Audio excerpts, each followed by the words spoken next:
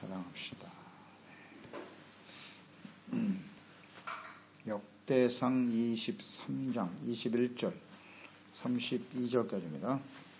23장 21절에서 32절까지 찍습니다. 무라리 아들들은 마홀리와 무시오, 마홀리의 아들들은 엘르아살과 기스라. 엘르아살이 아들이 없이 죽고 딸만 있더니 그의 형제 기스의 아들이 그에게 장가들었으며, 무시의 아들들은 마홀리와 에멜과 여레못 세 사람이더라. 이는 다 레위 자손이니 그 조상의 가문을 따라 계수된 이름이 기록되고 여호와의 성전에서 섬기는 일을 하는 20세 이상 된 우두머리들이라. 다윗이 이르기를 이스라엘 하나님 여호와께서 평강을 그의 백성에게 주시고 예루살렘에 영원히 거하시나니 레위 사람이 다시는 성막과 그 가운데서 쓰는 모든 기구를 맬 필요가 없다 한지라. 다윗의 유언대로 레위 자손이 20세 이상으로 계수되었으니 그 직분은 아론의 자손을 도와 여호와의 성전과 뜰과 골방에서 섬기고 또 모든 성물을 정결하게 하는 일, 곧 하나님의 성전에서 섬기는 일과 또 진설병과 고운 가루의 소재물, 곧 무교전병이나 과자를 굽는 것이나 반죽하는 것이나 또 모든 저울과 자를 맡고 아침과 저녁마다 서서 여호와께 감사하고 찬송하며 또 안식일과 초하루와 절기의 모든 번제를 여호와께 드리되 그가 명령하신 규례에 정한 수효대로 항상 여호와 앞에 드리며 또 회막의 직무와 성소의 직무와 그들의 형제 아론 자손의 직무를 지켜 여호와의 성전에서 수종드는 것이더라. 아멘.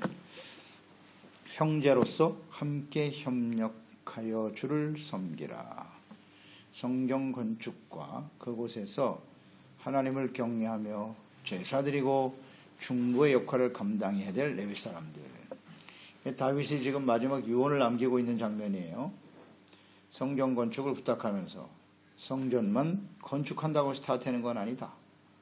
그 안에서 하나님을 경외하고 섬겨야 될 레위 사람들, 제사장들이 그 역할과 사명을 잘 감당해야 한다.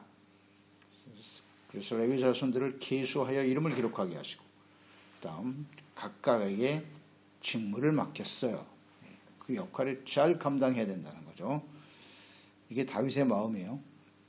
그러니까 아론의 자손들은 제사장이고 나머지 레위 자손들은 아론 제사장을 수종들어 성전에서 하나님을 잘 섬겨야 할 것이다. 가장 중요한 것은 거룩한 자가 되어야 한다는 것이죠. 구별, 정결, 그 다음 영원한 거룩한 자가 되어 하나님을 빠르게 섬겨야 한다. 강조하고 있습니다. 그러니까 레위 자손들이 아니면 하나님의 성전에 나가서 주님을 섬길 수 없죠. 하나님이 정하신 법이고 하나님의 뜻대로 주님을 섬겨야 그게 거룩이 되는 거고 정결이 되는 것입니다. 21절 이하 23절 무라리 자손들이 나오죠. 레위의 아들들 게르손 그핫 무라리죠. 자손대로 조상의 가문대로 계수를 하여 정리해 놓았어요. 무라리 자손들 출애굽 당시에 무라리 자손들에게 주어진 직무가 무엇인고? 성막 널판, 그다음 부속품 이걸 관리하는 사람 역할을 맡았어요. 무라리 자손들은요. 민수기 3장 36절 37절이죠. 무라리 자손이 맡을 것은 성막의 널판과 그 띠와 기둥과 받침과 그 모든 기구와 그것에 쓰는 모든 것이며 뜰 사방 기둥과 그 받침과 그 말뚝과 그 줄들이니라. 그래서 무라리 자손들은 성막의 외부에 있는 것들, 뭐 받침대라든지 널판이라든지 이런 걸 맡아서 관리하고 이동하는데 그 직임을 맡았던 사람들이죠. 하나님께서 이렇게 다 정해 놓으셨어요. 정해 놓으셨습니다. 그 일을 맡아서 하라. 어떻게 보면 고핫 자손 같은 경우는 지성소에 있는 성물을 맡았잖아요. 법계라든지 그런 걸 맡은 사람도 이런데 야 우리는 뭐 널판이나 나르냐 이런 생각을 할 수도 있잖아요. 다 중요한 일을 하고 싶어 하겠죠. 그것 때문에 서로 갈등이 일어나거나 다툼이 일어날 걸 하나님이 미리 아시고 딱 정해놨어요. 그 일만 맡아서 하면 돼. 그러니까 이 외부적인 일들, 어떻게 보면 보잘것없는 일처럼 보이지만 이 일은 무라리 자손 아니면 할 수 없는 일이에요. 다른 사람이 하면 안 돼. 꼭 그 사람들이 해야 되는 일이고, 또 그렇게 성막에 있는 기둥이나 받침대를 관리하고 나르는 일일지라도 그것이 성막에서 하나님께서 주신 일이기 때문에 그 또한 하나님께 영광이 되는 일이에요. 그들이 아니면 그 역할을 감당할 수 없으니까. 그래서 하나님 성전에서 하나님을 제사하고 예배하는 데 있어서 제사장들만 있는 건 아니다. 이 일을 맡아서 함께 헌신하는, 협력하고 헌신해야 될 사람들이 있다는 거죠. 이 모든 것이 하나로 이루어질 때 그 제사, 성전에서 드려지는 제사와 헌신을 하나님이 받으시고 하나님의 백성들의 죄를 용서해 주시고, 이것을 잘 알아야 돼요. 성전에서 우리가 이 일을 맡아서 하는 의미가 뭐냐. 우리가 비록 널판지를 관리하는 사람이지만 이 일을 통해서 이스라엘 백성들에게 온전한 제사가 드려지고 속죄가 이루어지고 하나님과 화목하게 되고 하나님의 함께 하시며 다스림의 인도하심을 받는 아주 중요한 일이다. 이런 생각을 가지고 하나님을 섬기는 것이 필요하다는 거죠. 이게 하나님의 뜻이에요. 그러니까 오늘날 교회 안에서도 마찬가지입니다. 교회가 이제 하나님이 거하시는 성전이니까 우리가 맡은 일이 뭐 바닥을 훔치는 일이라도 그래 이 일을 통해서 하나님께 영광이 되고 온전한 제사와 예배를 통해서 우리가 하나님과의 관계가 회복되고 은혜 받고 용서받고 그런 일이라면 이것은 귀한 일이다. 이렇게 생각하는 겁니다. 작은 일이라도 보잘것없는 일이라도 교회에서 하는 일은 우열을 가릴 필요가 없어요. 어떤 일은 좋은 일이고 어떤 일은 나쁜 일이고 보잘것없는 일이라도 상관없다. 그 사람 많이 할 수 있는 일이니까. 이게 귀한 거예요. 이런 자세를 가지고 봉사하며 충성할 때 하나님께 영광이 되는 것입니다. 24절에 이는 다 레위 자손이니 그 조상의 가문을 따라 계수된 이름이 기록되고 여호와의 성전에서 섬기는 일을 하는 20세 이상 된 우두머리들이다 그랬어요. 레위 자손들, 이렇게 조상 가문에 따라서 계수하여 이름을 기록했다는 게 중요해요. 그 이름에 기록된 사람만이 하나님을 섬길 수 있어요. 아주 정확하게 정리해놨네요. 이 이름이 기록되지 않은 사람은 섬길 수 없어요. 이것은 이제 생명책에 우리의 이름이 기록됐다라고 하는 의미와 같겠죠.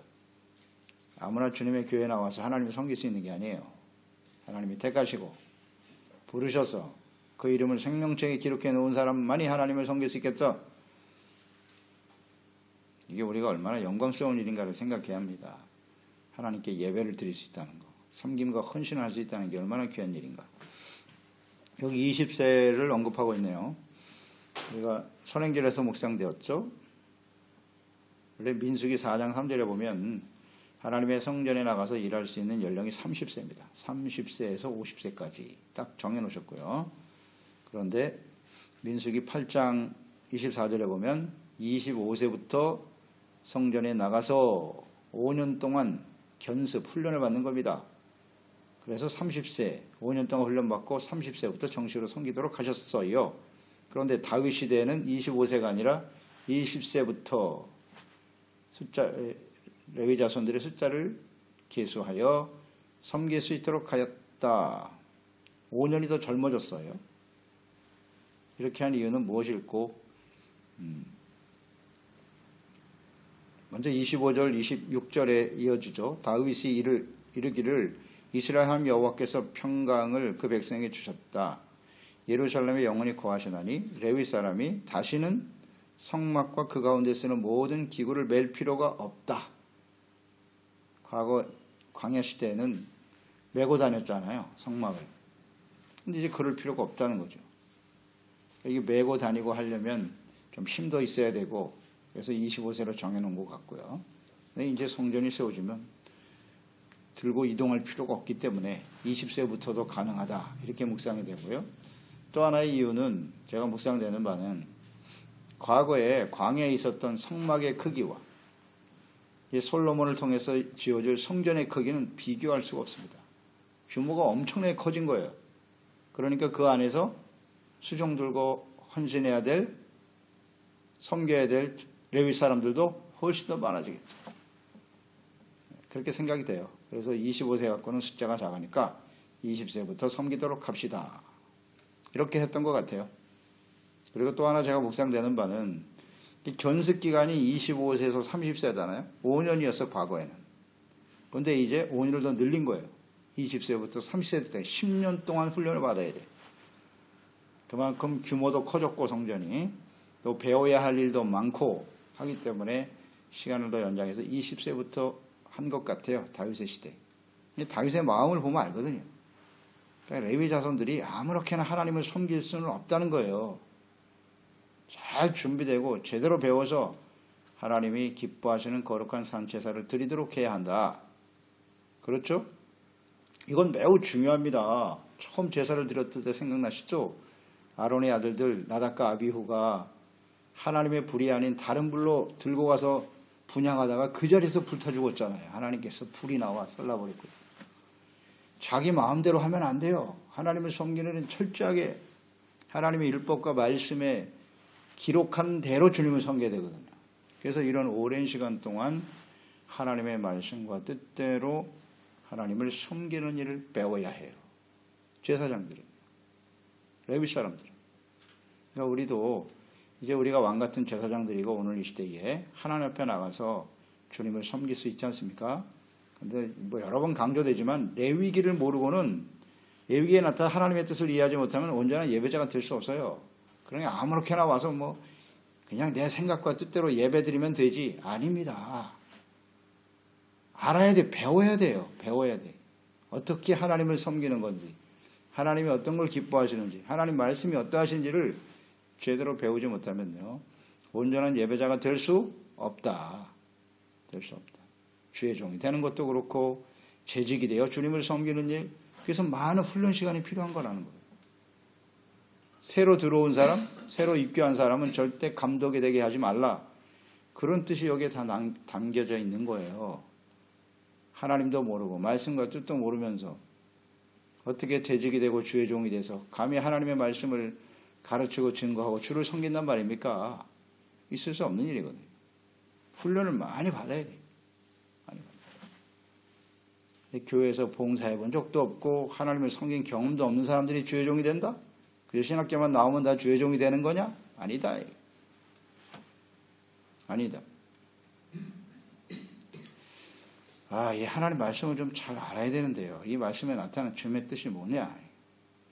그러니까 하나님의 종들로 훈련되려면 철저하게 하나님의 말씀에 대해서 알아야 되잖아요.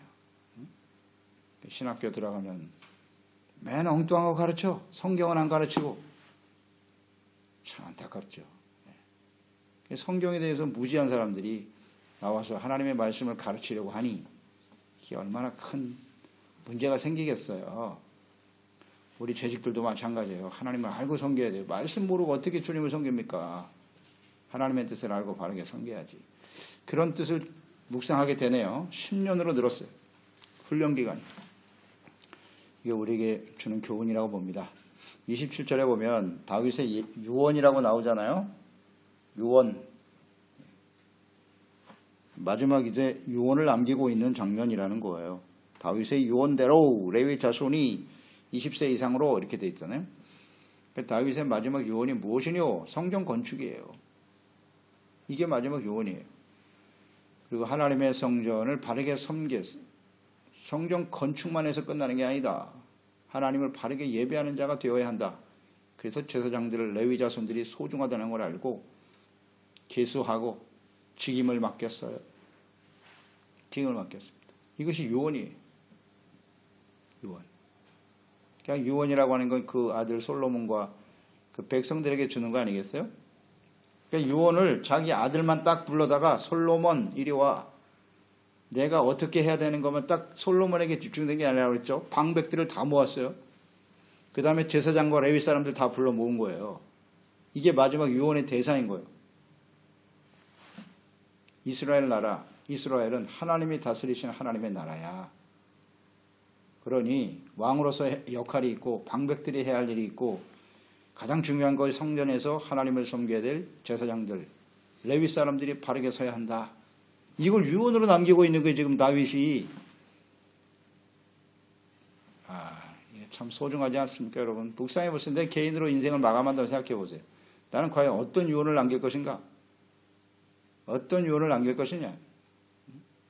뭐 재산을 남겨서 뭐 돈은 어떡하고 통장 번호는 뭐 어떻고 이런 생각만 하고 있잖아요.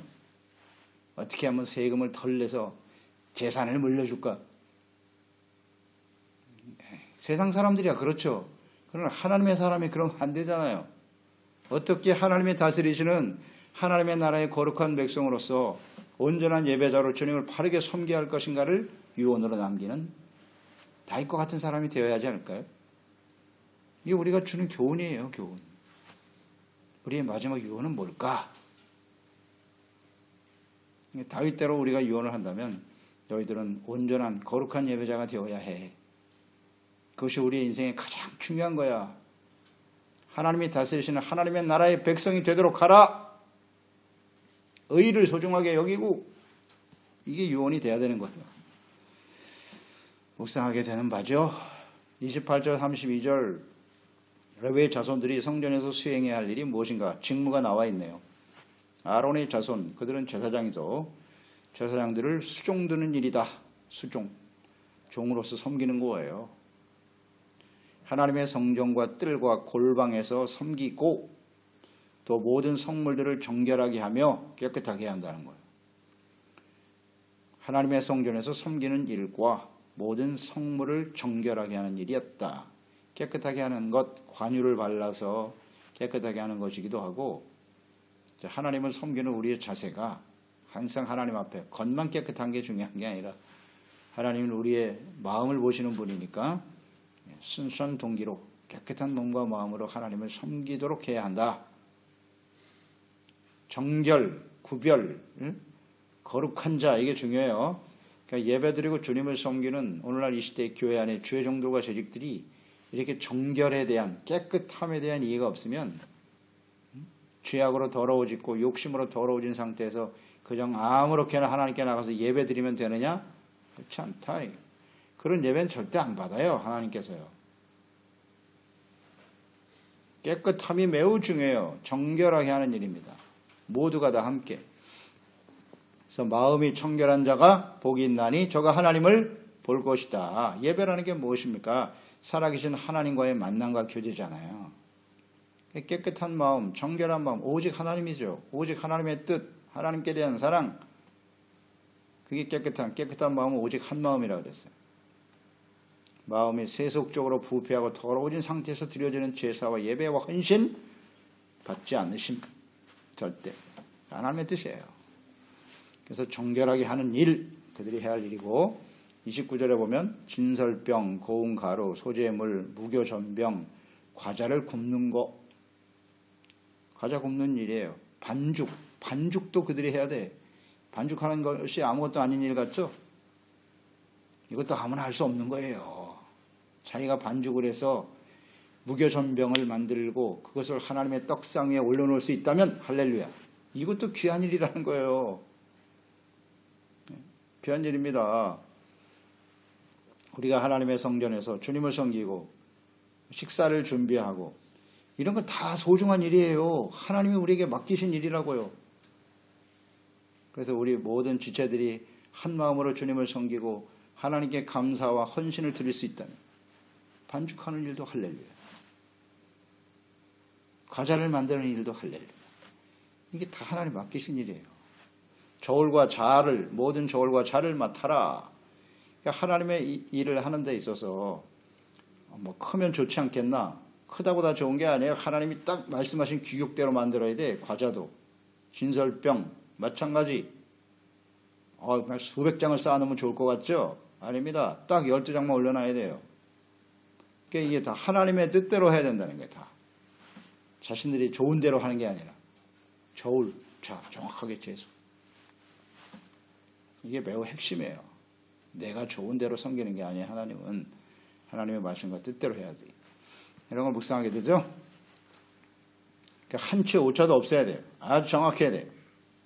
대충 하려고 하면 안 돼요. 하나님을 섬기는 일은요. 정확해야 한다. 그래서 하나님을 섬기는 일이 이렇게 정확해야 하기 때문에 하나님의 말씀을 대하는 우리의 태도도요. 이렇게 정확해야 돼요. 하나님의 말씀을 대충 하면 안 돼요. 한 절 한 절 소중하게 읽어 나가야 돼요. 그냥 뭐 의미 없이 휙휙 지나가면 안 된다는 거예요. 정확하게 읽어야 돼요. 그리고 이 뜻이 뭐지? 왜 이걸 기록하셨지? 이렇게 한치의 오차도 없이. 그래서 우리는 성경 말씀을 이렇게 조목조목 한 절 한 절 지금 묵상하는 거예요. 대충 넘어갈 수가 없거든요. 다 뜻이 들어있으니까. 그 다음 30절에 보면 아침과 저녁마다 여호와께 감사 찬송하는 사람도 있어요. 이렇게 다양한 직무를 하나님이 주셨다는 거예요. 감사 찬송. 이것도 레위 사람만 할 수 있는 거예요. 안식일과 초하루와 그 다음 절기 모든 번제를 여호와께 드리되 그가 명령하신 규례의 정한 수요대로 항상 여호와 앞에 드리며 레위기에 잘 나와 있죠. 제물은 어떻게 드리고 숫자는 어떻게 드리고 내가 드리고 싶다고 해서 많이 드리면 되는 게 아니에요. 딱 정한 숫자대로만 드려야 돼. 이것도 역시 제사장과 레위인들이 아니면 할 수 없는 일이에요. 그리고 또 하나님께 감사 찬송하는 거. 이게 얼마나 소중한 일인데요. 늘 말씀드리지만 감사 찬송은 아무나 할 수 있는 일이 아니에요. 하나님이 택한 사람, 거룩하게 구별된 하나님과의 온전한 교제를 통해서 하나님을 바르게 섬기는 사람이 찬송을 드려야지. 그렇지 않으면 그건 찬송이 아니라 그냥 노래. 노래와 찬송의 의미를 잘 알아야죠. 노래와 찬송. 찬양의 사역. 그리고 여기 보면 아침 저녁 나오죠. 안식일, 초하루, 월삭이죠. 절기. 그러니까 여기서 중요한 것은 마지막 그 명령하신 규례의 정한 수요대로 항상이 중요해요. 30절. 항상 여호와 앞에 드려라. 상번제잖아요. 아침 저녁에 드려야 되고 그다음 안식일이죠. 안식일은 주일날 드리고 월삭, 월초잖아요. 한 달이 시작하는 첫째 날 월삭 드리고 그 다음에 절기잖아요. 그러니까 이걸 다 더하면 1년 내내 하나님을 항상 섬겨야 되는 거예요. 이거 정말 잊지 말아야 돼요. 항상. 그래서 우리는 가끔가다 한번 하면 된다고 생각하지만 매일매일 하나님께 드려야 돼요. 찬양도 그렇고 주를 섬기는 일은 언제든지 항상. 그리고 회막, 이 32절에 보면 회막의 직무와 성소의 직무와 그들의 형제 아론 자손 직무를 지켜 여호와의 성전에서 수종드는 것이다. 레위 자손들이 해야 할 일이죠. 회막의 직무. 이것 회막이라고 하는 것은 문지기예요. 문지기. 회막을 지키는 거예요. 그 문지기 역할을 맡은 사람도 있어요. 4,000명이나 있다고 그랬죠? 그 전에 숫자 계수할 때. 그 문지기도 소중한 거예요. 그들이 지키지 않으면 아무나 성막이 들락날락하다 죽습니다. 잘 지켜서 거룩함을 지켜가는 거예요. 거룩함을 지켜가는 거. 그리고 이제 주목해야 될 말씀이 형제라는 단어예요. 성소의 직무와 그들의 형제 아론 자손의 직무를 지켜주어라. 그러니까 아론의 자손은 제사장이에요. 제사장 아무나 못해요. 제사장 누구나 다 되고 싶어 하겠지. 그럼 제사장이 두려운 일입니다. 사실은 하나님의 성소에 들어가는 게 얼마나 두려운 일인데 잘못 들어가면 죽습니다. 그 제사장이 있는가 하면 나머지 레위 자손들은 다 형제라는 거예요. 그 형제인 아론을 함께 도와 수종든다라고 하는 표현이 있지만 상하관계가 아니라 형제라는 게 중요해요. 우리가 같은 형제지 동등한 형제로서 어떤 동등한 입장에서 하나님을 섬겨야 된다는 뜻이에요. 형제인 아론의 직무를 돕는 것이다. 하나님께 온전한 제사와 예배를 드릴 수 있도록 찬송하는 자, 널판을 맡은 자, 청소하는 자도 상관없어요. 문지기도 상관없어요. 우리가 다 같은 형제이기 때문에 형제의식 매우 중요함. 그러니까 오늘날 교회 보세요. 우리가 다 한 아버지의 하나님 아버지의 자녀들이잖아요. 그러니까 다 같은 형제라고 우리가 형제의식을 가지고 형제 우애 있게 서로 도와주고 협력하고 형제로 섬기는 것이 성전이에요. 형제의식을 가지고 섬기는 것이 교회입니다. 교회. 서로 우월감이나 열등감 가질 필요 없어요. 상하관계가 아닙니다. 같은 형제예요. 그런 생각으로 협력하여 돕는 거예요. 형제를 돕는 거다. 가족이라는 말이죠. 한마디로 말하면 교회는 가족 공동체, 가족 공동체.